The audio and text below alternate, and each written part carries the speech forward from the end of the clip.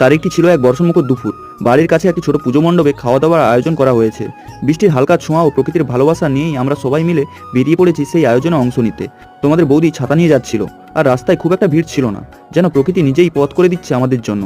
প্রকৃতির সঙ্গে আনন্দ করতে করতে আমরা দেখতে পেলাম রান্নার বিশাল প্রস্তুতি। পুজোর উপলক্ষে স্থানীয়দের একত্রে খাওয়ানোর ব্যবস্থা করা হয়েছে।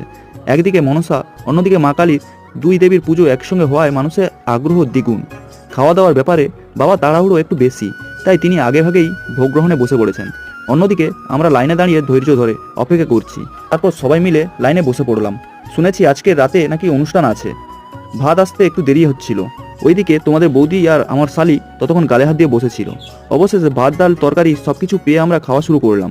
পায়েস আর পাঁপড় দিয়ে শেষ করলাম, বাকি থাকলো মিষ্টি। এই খাওয়া দাওয়া ভিডিওটা হয়ে রইল এক অমূল্য স্মৃতি। খাওয়ার শেষে বাড়ির পথে রওনা হওয়ার আগে সামান্য হাঁটতেই হাত ধোয়ার একটা স্পট দেখতে পাওয়া গেল ফাঁকাতে।